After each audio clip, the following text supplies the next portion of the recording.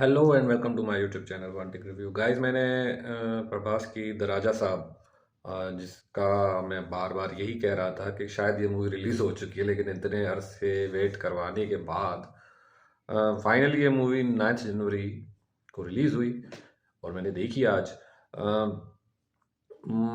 मैं ये सोच रहा था देखते देखते कि मतलब दे आर लकी। नहीं, सीरियसली द राजा साहब टीम इज लकी के जननायक पोस्टपोन हो गई। अगर वो रिलीज हो जाती तो मतलब जो 450 करोड़ में ये मूवी बनी है द राजा साहब, वो भी ये नहीं निकाल पाते। लिटरली मतलब मूवी की जहाँ तक बात करें तो मुझे कहीं से नहीं लग रहा था कि ये हॉरर कॉमेडी है। जो इसका एक्चुअल जॉनर है वो कहीं नज़र ही नहीं आ रहा था। तो मतलब मुझे एक चीज समझ में नहीं आ रही कि प्रभास को हो क्या गया है। पहले कल्कि, फिर द राजा साहब। अब लोग मुझसे डिसएग्री होंगे कि कल्कि का नाम क्यों ले रहे हैं। भाई, कल्कि में भी मुझे कुछ नहीं समझ में आया। प्रभास जैसा एक्टर जिन्होंने सलार और उससे पहले बाहुबली जैसी मूवी दी हो, तो आप एक्सपेक्टेशन बना के रखते हो और आपको बनानी भी चाहिए। वो एक्सपेक्टेशंस के मतलब उस एक्सपेक्टेशंस का बेड़ा गर्क कर दिया है इन्होंने। और बस मुझे संजय दत्त की ही लगी एक्टिंग, और कुछ भी नहीं लगा।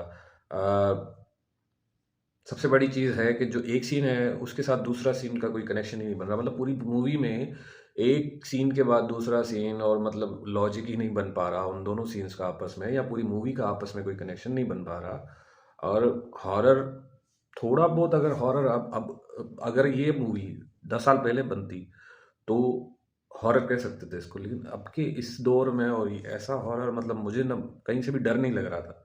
कॉमेडी तो थी ही नहीं। हॉरर कॉमेडी की जब तो बात आती है तो फिर स्त्री और भूल भुलैया जैसे नाम आते हैं हमारे जहन में। तो भाई, मतलब उनका जो था एक, मतलब वो एक ऑरा सेट किया गया था ना कि ये इसको बोलते हैं रियल हॉरर कॉमेडी। अब द राजा साहब में पता नहीं क्या था। एक तो जो ट्रेलर में इन्होंने दिखाया था कि द राजा साहब का वो जो बुढ़ापे वाला लुक प्रभास का, वो लिटरली मुझे मूवी में नज़र नहीं आया।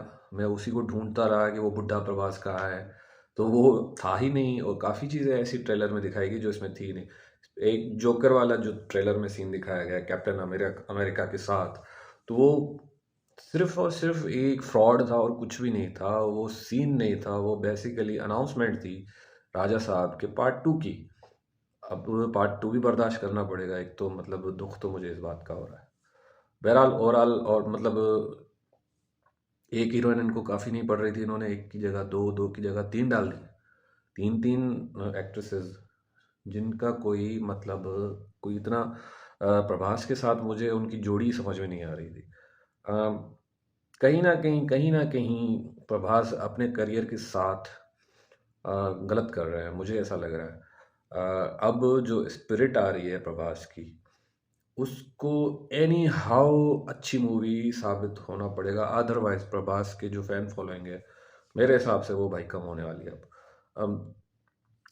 वीएफएक्स बेटर थे, अच्छे थे। मतलब ऐसा नहीं है कि मूवी में हर चीज़ ही गंदी है, वीएफएक्स अच्छे थे। जो बात है मैं वही बात करूंगा जो होगी। खामखा मुझे बुराइयां करने का शौक नहीं है। बहरहाल, अगर आपको लग रहा है कि मैं खामखा बुराइयां कर रहा हूँ और वाकई मूवी अच्छी है, मैं ये नहीं कह रहा कि मूवी बिल्कुल बेकार है। मूवी सही है। अगर रेटिंग्स की बात करूंगा तो मैं 3.5 आउट ऑफ 5 दूंगा मैं इसको। ऐसा नहीं है कि मतलब कोई बिल्कुल ही पिटी हुई है, लेकिन आपने इतनी हाइप क्रिएट की हुई है, इतना अरसा वेट करवाया, और इतना मतलब फैंस को, डेस्परेट थे फैंस, उसके बाद आपने क्या दिया। ये मतलब प्रभास की मूवी कहीं से भी नहीं लग रही थी। मैं कोई लोकल कोई मूवी देख रहा था, मुझे ऐसा लग रहा था, ऐसा फील हो रहा था। बहरहाल, मिलते हैं अगले किसी वीडियो में। Take care, bye bye.